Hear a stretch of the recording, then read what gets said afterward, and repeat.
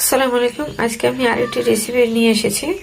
আমি আজকে রান্না করব পুঁই শাকের বিচি দিয়ে কেচকি শুটকি দিয়ে শুটকি মাছ রান্না করব।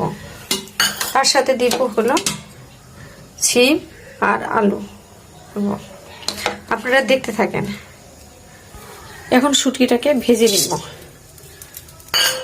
আমি কড়াইতে এখন পেঁয়াজ দিয়ে দিচ্ছি।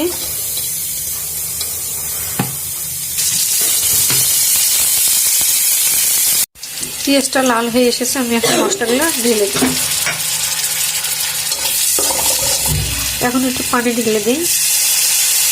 মশলাটা কষানো হয়ে গেছে, মশলা থেকে তেল ছেড়ে গিয়েছে। আমি এখন শুটকি দিয়ে দিব।